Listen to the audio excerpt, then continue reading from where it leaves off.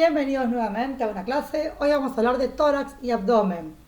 Acá lo que vamos a ver es cómo está formada la estructura del tórax, importantísima porque luego más adelante veremos órganos vitales como el corazón, como los pulmones que están por ahí adentro. Y también vamos a hablar un poco del abdomen con la estructura más que nada muscular. Vamos a hablar de los músculos abdominales, sus inserciones, sus funciones. Vamos a nombrar algunos músculos más superficiales de la espalda, ya vimos los más profundos. Prestar atención, en este video hay dos videos extraídos de internet para que ustedes grafiquen, vean, visualicen lo que vamos a ir analizando. Luego en los PowerPoints iremos detallando exclusivamente qué es lo que tenemos que saber. Arrancamos.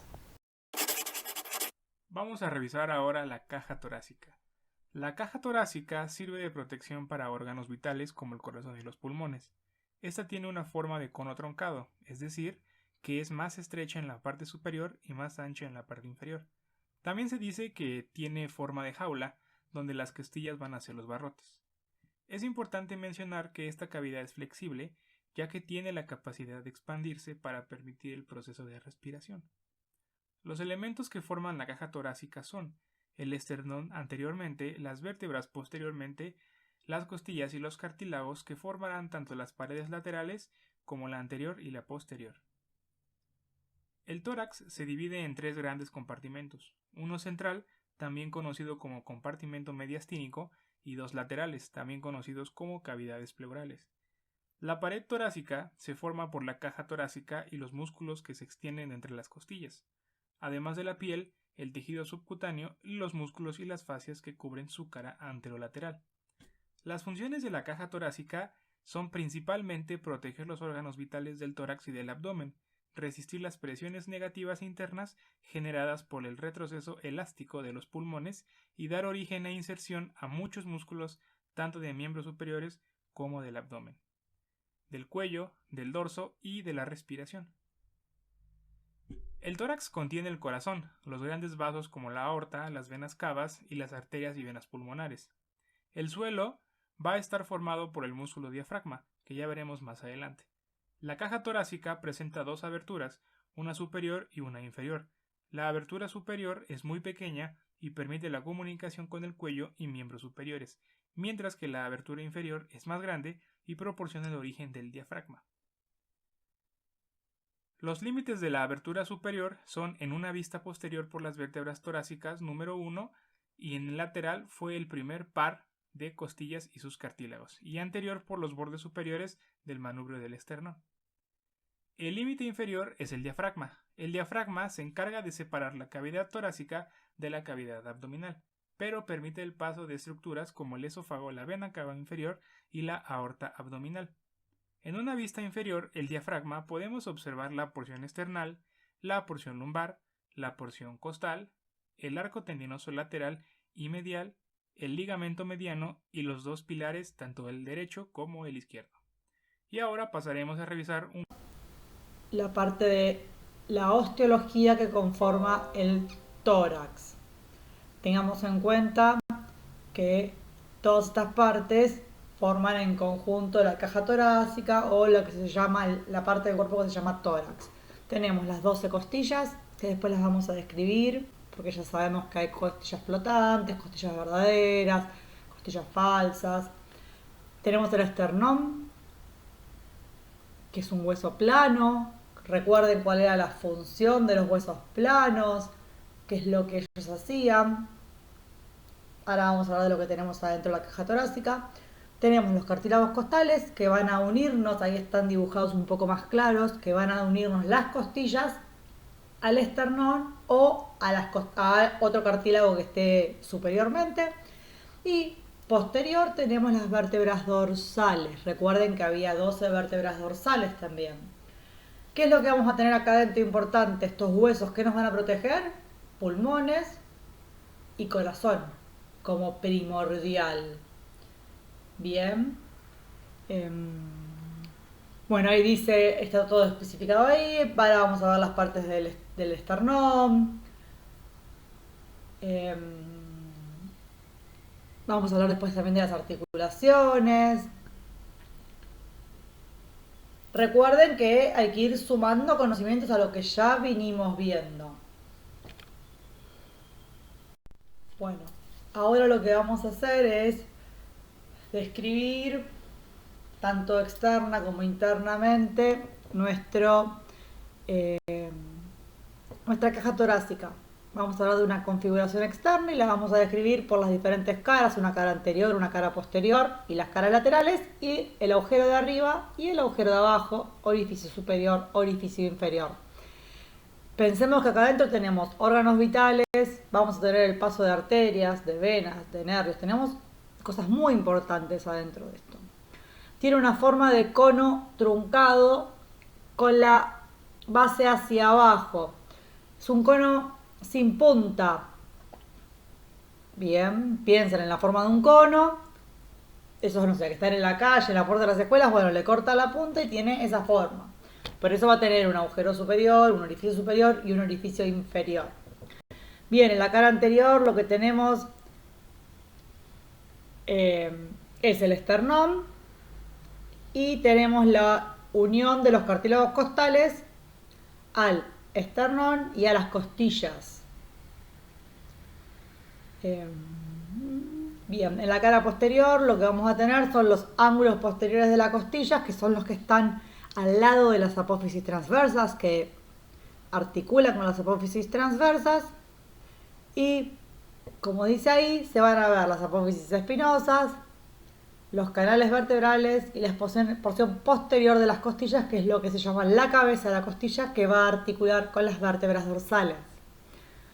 En las caras laterales lo que tenemos es el cuerpo de la costilla y en el orificio superior está formado, cada uno en su casa puede probar de ir viendo, está formado por la horquilla esternal, que es la parte superior del esternón, que es como si fuera es una superficie cóncava que van a tocar de arriba.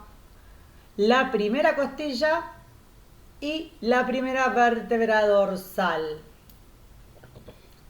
Y en el orificio inferior lo que vamos a tener es el apéndice sifoides, que es la parte más inferior del esternón, el borde inferior de los 6 últimos cartílagos costales y la 12ª vértebra dorsal. Bien. Esto es lo que está por afuera y pensemos que por dentro vamos a tener en la parte inferior de este cono vamos a tener el diafragma, que va a ser nuestro límite hacia el mediastino. Hacia arriba vamos a tener el corazón envuelto por sus capas. Vamos a tener los pulmones con sus pleuras y diferentes ligamentos que lo que van a hacer es que los órganos, más que nada los pulmones, ante el movimiento de nuestro tórax, se muevan en funcionalidad a lo que tiene que hacer. Seguimos.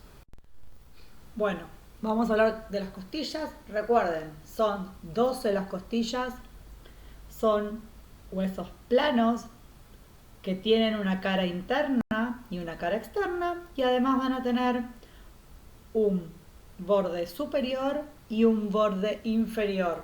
¿Para qué nos va a servir esto? Porque ahí van a insertar músculos y vamos a tener que utilizar estas palabras. Son 12 de cada lado y las vamos a dividir en verdaderas, falsas y flotantes. Ahí tenemos que las verdaderas son las primeras 7, están pintadas de rojo, 1, 2, 3, 4. Y van a estar unidas en la parte posterior, a través de su cabeza, a las vértebras dorsales, a las primeras 7 vértebras dorsales, y en la parte anterior al cartílago, y mediante el cartílago se unen al esternón. Luego tenemos las falsas, que son 3, 8, 9 y 10, que lo que presten atención van a ver que el cartílago no llega directamente al hueso, sino que el cartílago de la vértebra de la costilla número 10 se va a unir al de la 9, el de la 9 al de la 8 y el de la 8 se van a unir al cartílago de la 7ª costilla. costilla. Y por último, las falsas son las amarillas. Y por último tenemos las costillas flotantes, que están dibujadas de violeta, si no me equivoco. Y no, el cartílago libre, es decir, no tienen unión en la caja torácica, quedan ahí sueltas, es la costilla.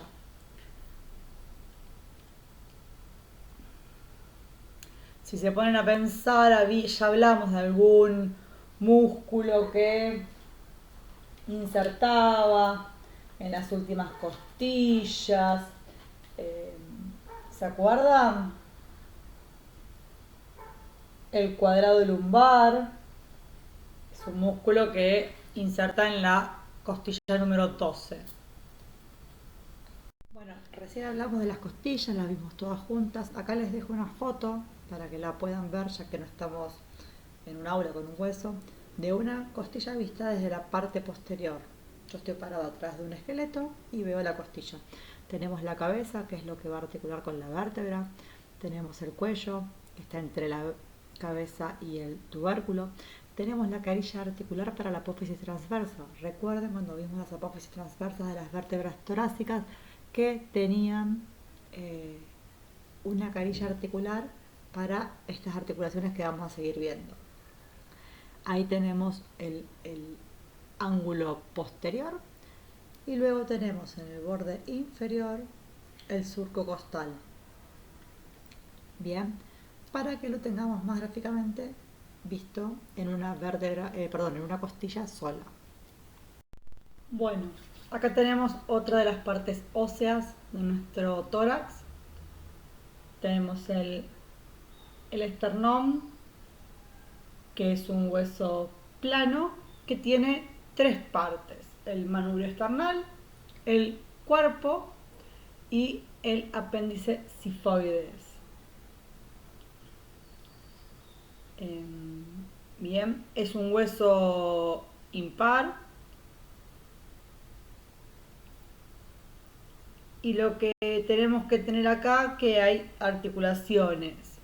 Vamos a tener una articulación entre el manubrio y el cuerpo, que se forma el ángulo de Lewis, que es del tipo de las anfiartrosis, y la otra articulación que tenemos es entre el cuerpo y el apéndice sifoides, que es una sincondrosis.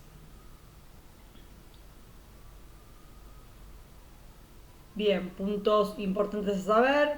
Arriba, esa concavidad que se forma es la horquilla esternal. Ahí tenemos las carillas articulares para la clavícula en los costaditos.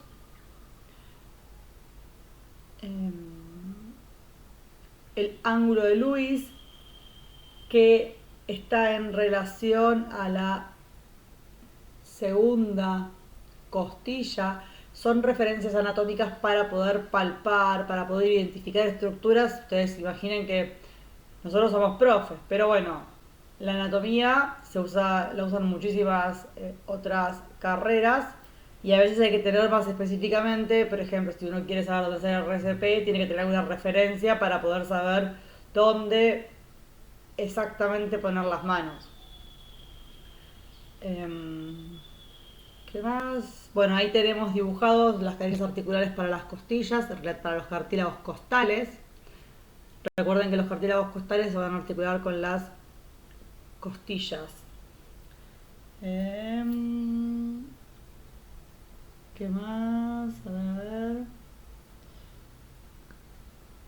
Bueno, del esternón creo que es lo más importante eso. Bueno, arrancamos con las articulaciones del tórax. Acá en esta primera parte lo que vamos a ver son las que están en la parte del frente. Vamos a hablar de las articulaciones que se forman entre las costillas y los cartílagos costales, y entre los cartílagos costales y el esternón. Recordemos que el esternón ya lo vimos, que tenía las superficies articulares para los cartílagos. Bien, pensemos que aunque no tengan mucha movilidad, cuando tomamos aire, cuando nosotros hacemos la ventilación, la respiración, que ya la vamos a ver, se moviliza todo esto. Si fuera algo rígido no podríamos expandir nuestro tórax. La articulación que no vamos a ver ahora, la vamos a ver con hombro, es la articulación externo-costoclavicular. Bien, que tenemos al esternón, a la costilla, que forman parte de la parte superior del tórax. Acá tenemos una foto, el número 1 pertenece a la articulación condroesternal, el número 2 pertenece a las articulaciones costocondrales. Vamos a describir cada una ahora. La articulación costocondral es del género de la sinartrosis, recordemos cuáles eran, son las que no tienen movimiento. Bien, y la articulación condroesternal son del género de las diartrosis del tipo artrodia. Tengamos siempre en claro poder definir el género y el tipo. Está formado por las carillas articulares del esternón y los cartílagos costales. Y vamos a tener 7, es decir, entre los primeros 7 cartílagos costales de las primeras 7 costillas, que eran las costillas verdaderas. Eso es todo. Continuamos ahora con las articulaciones de las costillas con la espalda. Bueno, acá vamos a hablar de las articulaciones que se forman entre la columna y la costilla. Vamos a tener 2 articulaciones, tengamos en cuenta eso. Están ahí redondeadas. Va a haber una que se va a llamar costotransversa, que va a ser entre la costilla y la apófisis transversa, y otra que va a ser costovertebral, que va a ser entre la costilla y la vértebra torácica. Bien, vamos a dar los detalles de cada una. La articulación costotransversa es del género de las diartrosis y su tipo es artrodia. Eso hablando anatómicamente, es decir, son carillas articulares lisas que se van a contactar. Pero funcionalmente se comporta como una trocoide. Tengamos en cuenta eso. Las superficies articulares que forman esta articulación costotransversa son el cuello de la costilla, recordemos que lo vimos hace esta misma clase, y la apófisis transversa. Si nos ponemos a pensar, las apófisis transversas tenían carillas articulares y hablamos de que era para articularse con la costilla. Va a tener una cápsula, como todas las diartrosis, y va a tener ligamentos periféricos y capsulares. No vamos a entrar en los nombres para no complicarnos. Bien. Y después tenemos acá también dibujada la articulación costovertebral, que se va a dar entre el cuerpo de la costilla. Recuerden que tenían superficies articulares arriba y abajo. En esta vértebra ven que ahí ven la superficie articular de la vértebra de arriba, que va a servir para la costilla que esté arriba. Y abajo tenemos la articulación propiamente dicha. Va a estar formada entre la cabeza de la costilla, que la vemos ahí, y el cuerpo vertebral. Es del género de las diartrosis y del tipo artrodia. Bien, y las superficies articulares, para pasarlas en limpio, son la cabeza de la costilla y el cuerpo de la vértebra, tanto con su superficie articular, con las 2 superficies articulares, una de cada cuerpo. Y además va a estar la cara lateral del disco intervertebral. Va a haber una cápsula y además tenemos como ligamentos un ligamento interóseo, un ligamento anterior y un ligamento posterior. Bien.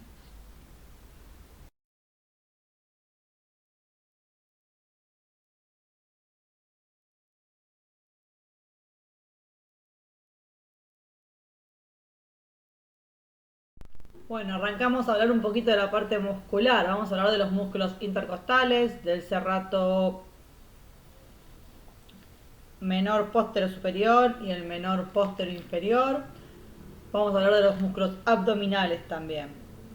Bien, los intercostales, como su nombre bien lo dice, intercostales, bien, entre las costillas. Tenemos intercostales internos y intercostales externos. Ahí los tienen dibujados para que vean cómo son la dirección de las fibras. En el gráfico que está arriba a la derecha. Sus fibras van a generar diferentes acciones o funciones en estos músculos. Bien, cuando hablamos de los intercostales externos, van entre el labio externo del borde superior e inferior de las costillas, es decir, el labio externo están del lado de afuera de la costilla. Y la función es ser inspiradores. Inspiradores es cuando yo tomo aire, inspiro y ahí van a estar estos músculos. Tenemos un principal inspirador que lo vamos a ver al final de la clase, que es el diafragma, pero bueno, tenemos que saber la función y la ubicación. Bien, y después también tenemos los intercostales internos, que están entre los labios internos del borde superior e inferior de las costillas. Y su función es la de la expiración. Cuando uno saca el aire, la expiración es un proceso pasivo, pero cuando uno necesita sacarla mediante un proceso activo, por una necesidad de sacar todo el aire, lo que hace es utilizar estos músculos que son expiradores.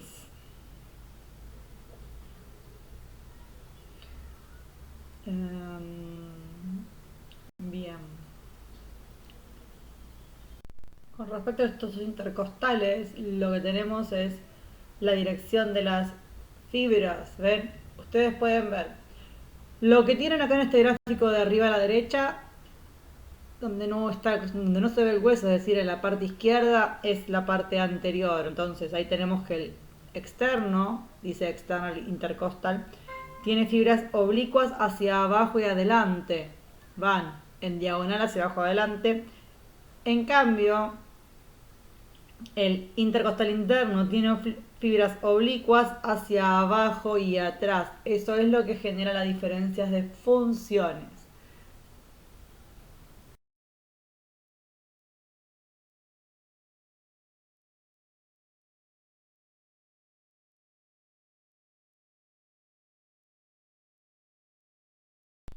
Bueno, acá vamos a hablar de los músculos serratos menores póstero superior y póstero inferior. Son músculos que están en un plano profundo. Recuerden que en el plano más profundo estaban toda la masa común que hemos visto, el iliocostal, el transverso espinoso, el dorsal largo, y ahora tenemos estos, los serratos. La idea de que tengan una imagen es que ustedes lo puedan ver y sea más fácil recordar las inserciones. Arrancamos por el que está a la izquierda, que es el serrato menor póstero inferior.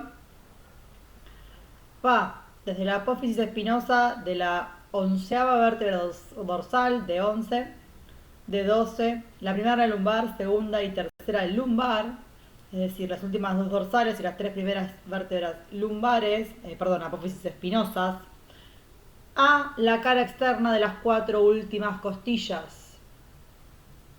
Cara externa, costillas 8 a 12, dice ahí.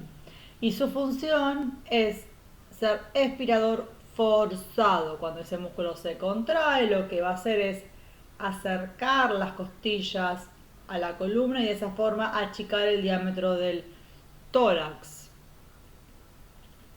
Y después tenemos en el dibujo de la derecha, un poco más arriba, el serrato menor póstero superior, que va a ir del ligamento cervical y las apófisis espinosas de la séptima dorsal y las tres primeras vértebras, séptima cervical y las tres primeras vértebras dorsales, lo digo de nuevo por las dudas, ligamento cervical y la apófisis espinosa de la última vértebra cervical y las tres primeras vértebras dorsales a la cara externa de la segunda, tercera, cuarta y quinta costilla.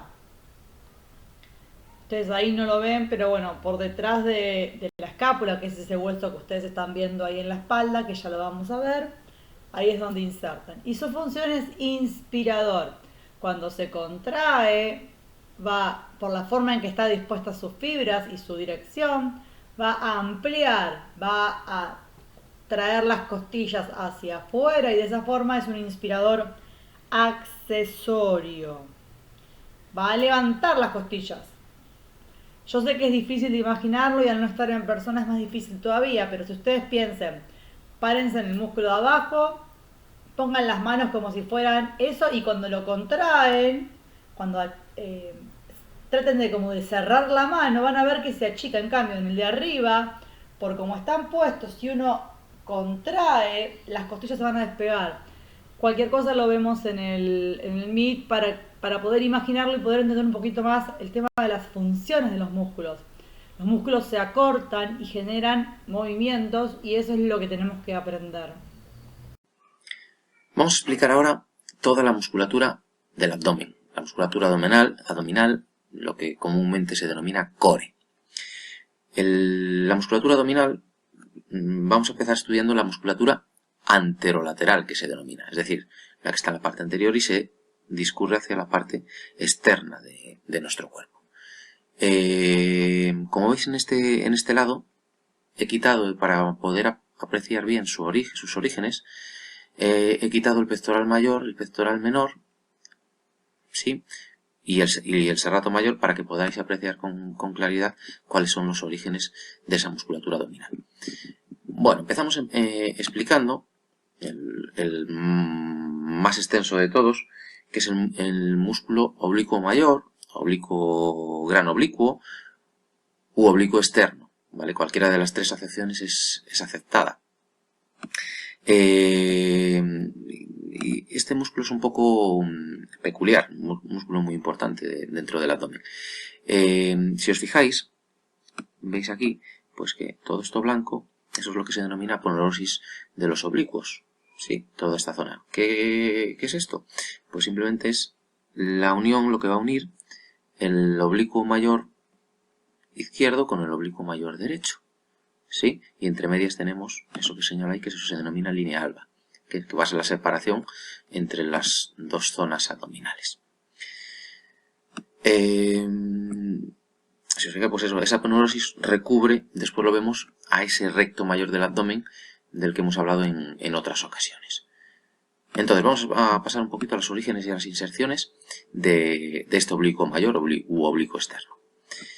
Como veis aquí, ¿vale? Se va sujetando, se va originando en las 7 últimas costillas, ¿vale? Todo esto son las 7 últimas costillas. También, como veis aquí, se sujeta en el apéndice sifoides, con lo cual el origen apéndice sifoides y 7 últimas costillas. Va para abajo, discurriendo hacia su parte inferior, y se sujeta a la aponeurosis lumbar, aponeurosis del sacro, que también hemos hablado en varias ocasiones, ¿sí?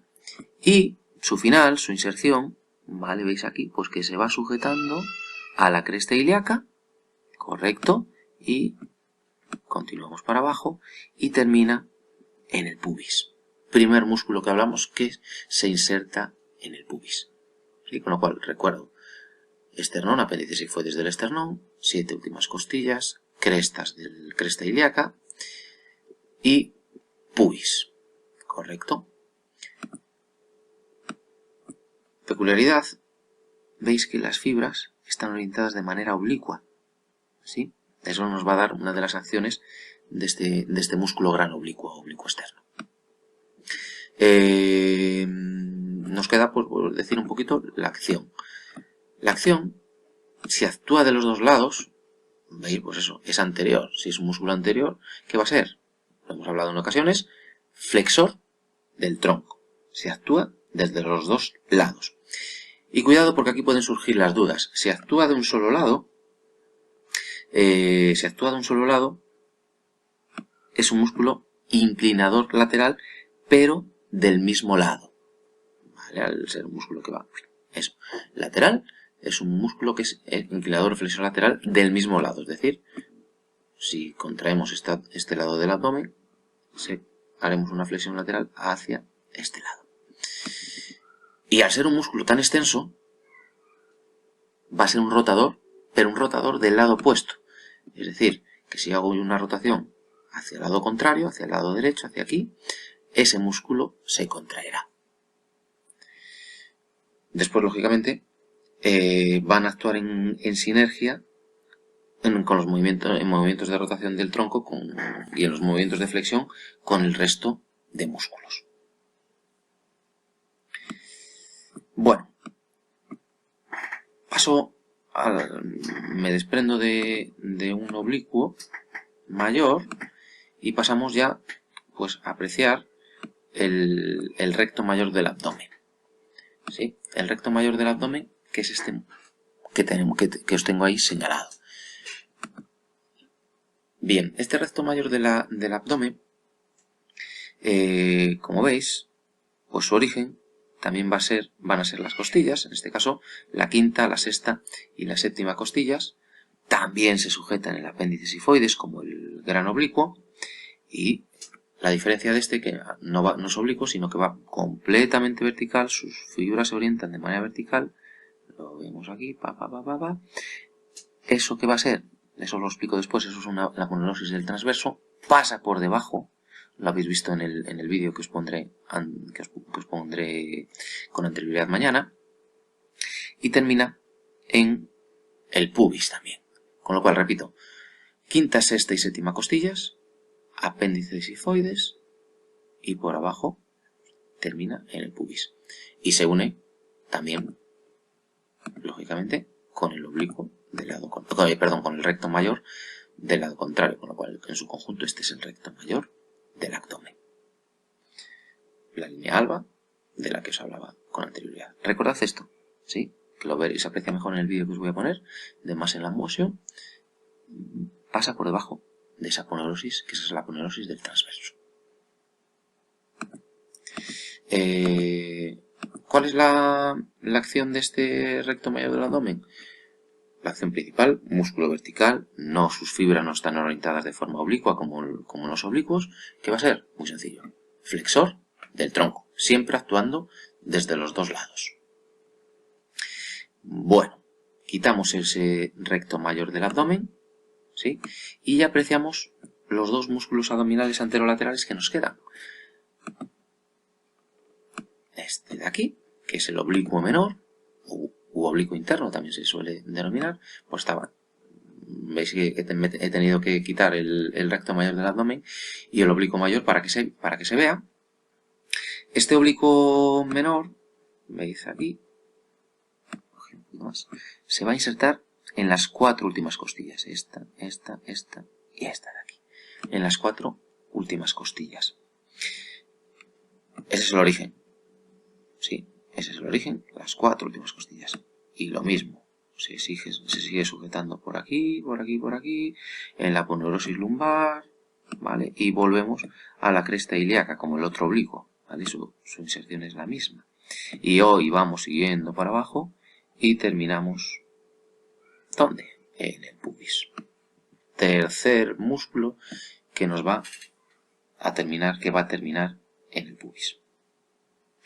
Después, ¿veis? Pues también termina, pues se junta con la aponeurosis del músculo transverso, entonces se van a juntar también esas aponeurosis. Bien, la acción del oblicuo menor también es un músculo aquí, ¿veis? Es anterior, con lo cual también no va a ser el principal flexor, pero también va a intervenir en la flexión del tronco si actúa desde los dos lados. Si actúa de un solo lado, y aquí es donde está la diferencia, ¿sí? Como es completamente externo, no externo, sino más lateral, va a ser inclinador y flexor lateral del mismo lado. Cuidado porque decíamos que el oblicuo mayor era rotador pero del lado contrario. El oblicuo interno y el oblicuo externo van a actuar en sinergia, ¿sí? Cuando hay una rotación hacia la derecha, se va a contraer el oblicuo menor derecho y el oblicuo mayor izquierdo, ¿vale? Actúan en sinergia en los movimientos de rotación los oblicuos, ¿sí? Y bueno, y nos queda el que siempre os digo, el más importante, nuestra faja natural que tenemos. Quito los oblicuos y aquí se aprecia completamente, ¿ves? Nuestra faja, nuestro corsé. ¿Correcto? Voy a quitar el oblicuo, el dorsal ancho para que se aprecie bien todos los huesos en donde se sujeta. Bueno, entonces aquí tengo nuestra faja, ¿vale? Aquí tengo nuestra faja natural, que es el músculo transverso, el más profundo de todos. Acordaros aquí lo que pasaba con el recto mayor del abdomen, que su final se mete por debajo de estas pequeños agujeritos para terminar en el pubis. Cuidado, porque esto es superficial, ¿correcto? Esta aponeurosis de aquí abajo, eso sería algo superficial, pero el resto de la musculatura es musculatura completamente profunda, la más profunda de todos. Con lo cual vamos a hablar un poquito de ellos. ¿Veis? Pues bueno, la inserción parecida a todos los músculos anteriores, las 7 últimas costillas, ¿sí?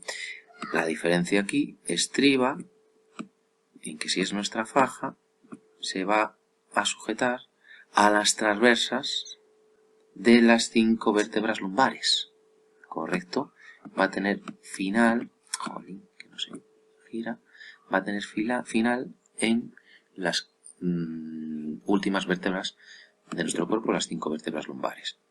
Vemos aquí también, ¿sí? Este ya podemos considerarlo como inserción, que va a ser la cresta ilíaca. Todo esto lo giro, ¿vale? Y nos vamos otra vez hacia su aponeurosis, ¿vale? Que se junta con la aponeurosis del lado opuesto, y otro más. Nos vamos hacia el pubis. ¿Correcto? Fundamental este músculo transverso.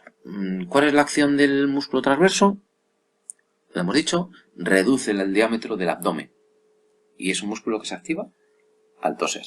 Recordad lo que os digo siempre, cuando hago cualquier ejercicio de trabajo abdominal, importante activar el transverso. Bueno, acá vamos a tener un video largo, pero que nos permite visualizar los 4 músculos abdominales. Piensen igual que son uno de cada lado, así que serían 8, pero tenemos el recto mayor, transverso del abdomen, oblicuo mayor y oblicuo menor. Bien, son músculos abdominales que están en la parte anterior, entonces pensemos si están en la parte anterior, cuál va a ser su función principal. Si se contraen juntos, va a ser la flexión del tronco. Recordemos ya esos detalles. Bien, en esta diapositiva lo que vamos a hacer es hablar de las funciones que tienen, de las acciones de estos músculos, y en la próxima vamos a hablar un poquito más detalladamente de las inserciones, de dónde a dónde van, que es mucho más difícil. Tenemos, en el primer plano tenemos el recto mayor, que es central, es vertical, tiene fibras lineales y que su función va a ser, cuando se contrae, flexor del tronco. Recordemos, la flexión del tronco se hace en un plano sagital con un eje lateral-lateral, y lo que hacemos es acercar el tronco a las piernas. Bien, esa es una flexión de tronco. Luego tenemos, vamos a ir al más profundo, que es el transverso del abdomen. Recuerden que es el más profundo de todos, se lo suele llamar cinturón también. Su función es comprimir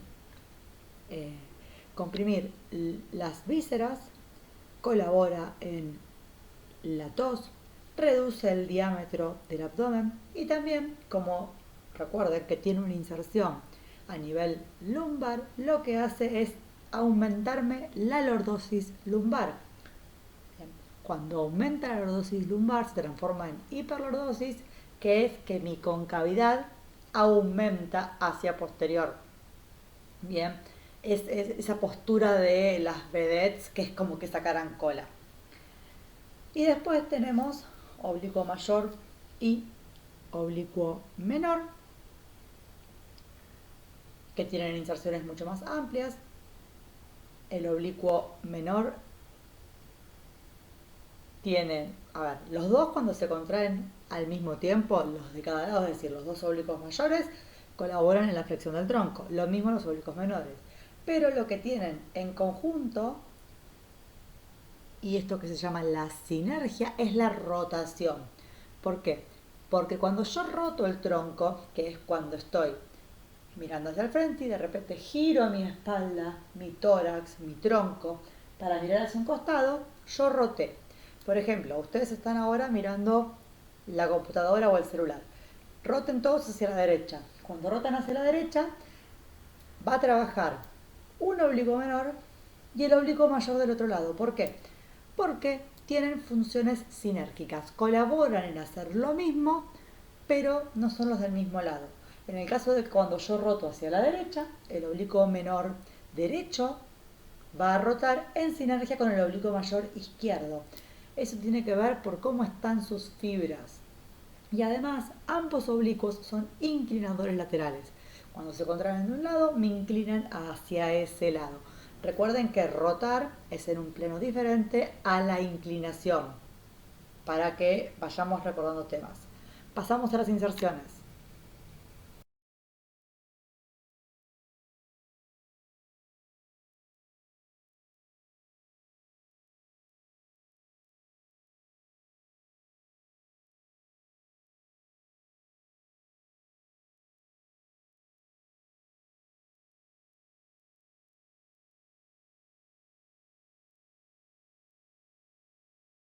Arrancamos por el transverso del abdomen, que es el más profundo.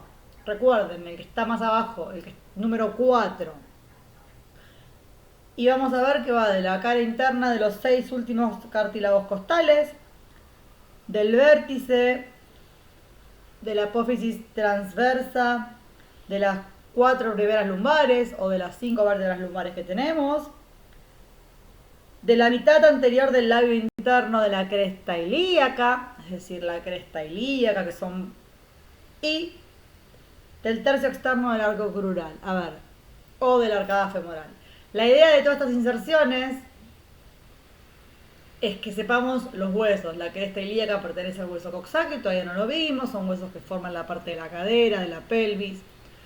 Y de esas inserciones va hacia adelante, a la parte anterior del abdomen, donde va a formar la aponeurosis anterior del transverso. Cuando hablamos de aponeurosis hablamos de lugares donde el tejido se va a cruzar, todas esas partes blancas que ustedes ven ahí dibujadas, y eso lo que le va a dar es firmeza. Bien. Y como funciones tenemos la compresión de las vísceras, y si tira de las lumbares hacia adelante, lo que va a hacer es aumentarme la lordosis lumbar. Recuerden las curvas de la columna. Bueno, ahora seguimos con el oblicuo menor u oblicuo interno. Es el número 3. Recuerden que acá lo que tenemos que diferenciar bien son las funciones. Ahí están las inserciones de la arcada crural, espina ilíaca antero-superior y aponeurosis lumbar. Va a ir hacia las costillas, las últimas 4 costillas, y la aponeurosis anterior del oblicuo mayor. Ahí es donde se van a empezar a unir y a cruzar los tejidos para dar mayor, para poder trabajar en conjunto.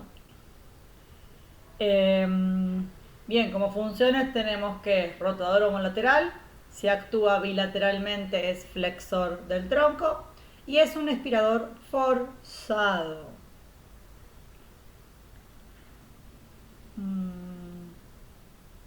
¿Qué más?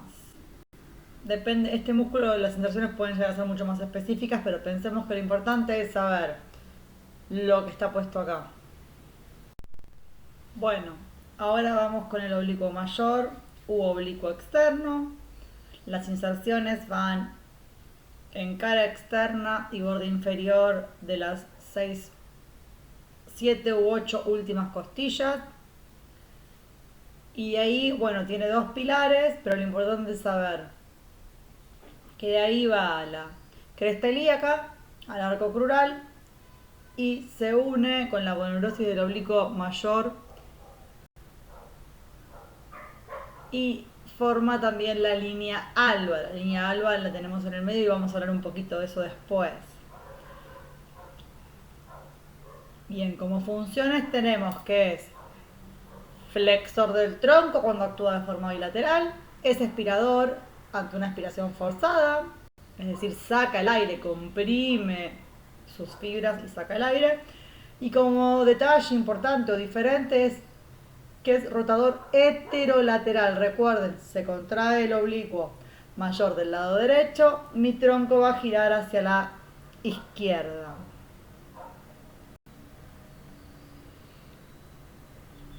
Por último, vamos a hablar del recto mayor, que es el que está pintado de verde.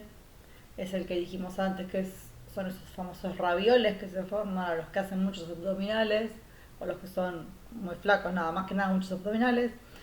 Este músculo va desde el pubis. El pubis es una parte del hueso coxal, la más anterior. Es como si fuera la puntita de adelante del coxal. Y de ahí tiene varios fascículos. Pero bueno, lo que tenemos que saber es que va al quinto, sexto y séptimo cartílago costal y al apéndice y a la apófisis sifoides. ¿Sí? ¿Cuál es su función? Es bien recto, está bien ahí adelante, entonces su función va a ser la flexión del tronco. Ahí lo que tenemos dividido es según donde toma punto fijo. ¿Por qué? Porque este músculo va del pubis, que es cerca de la pelvis, a el esternón y los cartílagos costales. Entonces, cuando su punto fijo es superior, es decir, es en el apéndice sifoides y en los cartílagos costales, lo que va a hacer, hablaríamos de punto fijo en costillas y esternón, es flexión de el tronco, pero elevando la pelvis. Es el famoso ejercicio. ¿Vieron cuando hacemos abdominales despegando la cola con las piernas flexionadas o no? No importa. Pero el tronco apoyado en el piso y despegamos la cola. Bueno, ahí lo que estamos haciendo es traccionando del abdominal, del recto mayor, principalmente, pero con punto fijo en las costillas. La otra forma es cuando hacemos el otro abdominal, que tenemos la cola apoyada, los pies apoyados o levantados, no importa, y lo que despegamos es la parte de los hombros de la espalda, del piso digo. Ahí estamos tomando como punto fijo el pubis, entonces tira hacia abajo y yo hago mi flexión de tronco despegando los hombros del piso.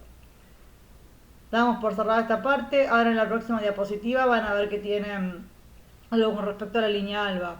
4 músculos, hay que saber de dónde a dónde van y sus funciones. Bueno, acá lo que tenemos es un gráfico de la línea alba. Recién lo nombramos, pero para que quede un poquito más claro este concepto, la línea alba es donde se cruzan las fibras de las diferentes aponeurosis de los músculos.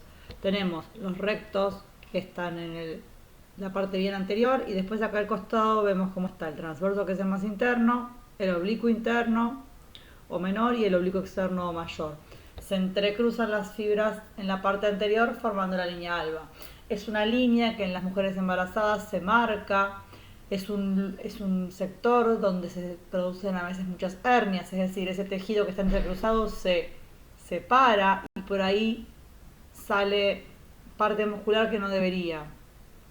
Bien, para saber un poquito más con respecto a estos músculos abdominales.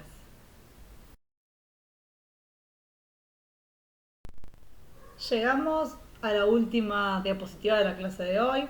Tenemos el músculo diafragma, músculo hiper importante que lo vamos a volver a ver cuando veamos el sistema respiratorio. Es el músculo inspirador, es el principal músculo inspirador. Es quien nos forma de nuestro tórax toda una base, una tapa. Nos divide el tórax del mediastino, de la parte donde están los órganos, el estómago, intestinos. Y además, como dijimos, es una tapa que divide dos sectores, tiene ciertos agujeros o hiatos por donde van a pasar estructuras que recorren todo nuestro tronco, como por ejemplo tenemos la vena cava inferior, que es la que nos trae toda la sangre del retorno venoso de la parte inferior del cuerpo, la aorta, que es la arteria que nos va a llevar nuestra sangre oxigenada al resto del cuerpo, y el esófago, que es por donde va a pasar la parte de nuestro alimento rumbo al estómago. Bien, está formado por un centro frénico, que como dice ahí, es la parte esa blanca que ustedes están viendo, que es bien aponeurótica, y de ahí salen las fibras musculares que van a ser las que se contraigan. Pensemos, si el músculo se contrae y comprime la aorta, no permitiría que pase la sangre. Lo mismo con la sangre venosa que está volviendo al corazón o con la comida que estamos comiendo. Por eso mismo ese sector no se va a contraer, eso es lo normal que debería suceder. Bien, vamos a tener 3 porciones. Vamos a tener una porción costal, una porción vertebral y una porción esternal. La porción esternal va de la cara posterior de la extremidad inferior de la apófisis sifoides rumbo al centro frénico. La porción costal va de la cara interna del borde superior de las 6 últimas costillas al centro frénico también. Están dibujadas acá las diferentes partes. Y la porción vertebral, que es lo a ver, no sé si es más importante, pero es lo más específico. Tenemos dos pilares. Tenemos el pilar derecho, que va a ir a insertarse en la cara anterior del cuerpo de la vértebra L2 y L3, incluyendo el disco que está entre medio de ellas dos. Y el pilar izquierdo, ahí están dibujados en verde, que va a ir a insertarse al cuerpo de la segunda vértebra lumbar. Y de ahí se dirigen al centro frénico. Como los pueden ver ahí dibujados, se van a formar el, el orificio aórtico y el orificio esofágico, para que pase el esófago y para que pase la aorta. El más posterior es el aórtico y más anterior está el esofágico. También tenemos paso de nervios para que puedan llegar las señales nerviosas que ya vimos cuando hablamos de contracción muscular. A ver, me estoy olvidando de algo. Creo que no. Bueno, importante conocer este músculo que lo vamos a retomar cuando veamos más adelante la parte respiratoria. Entonces tenemos que saber que es un centro frénico y alrededor tiene toda una masa muscular que se dividen en tres arcos, en tres porciones, en tres arcos. La parte esternal, la parte costal y la parte vertebral. Saber de dónde a dónde van, siempre todo confluye en el centro frénico. Bien, llegamos al final, clase larga, tórax, abdomen. Recuerden que tenemos que tener en cuenta huesos, articulaciones, cómo está formado el tórax en conjunto, ¿sí? Sus estructuras. Y con respecto a la parte muscular, tenemos que saber dónde están ubicados, cuáles son sus funciones, de dónde a dónde van. Es mucho, pero es el comienzo de la parte importante.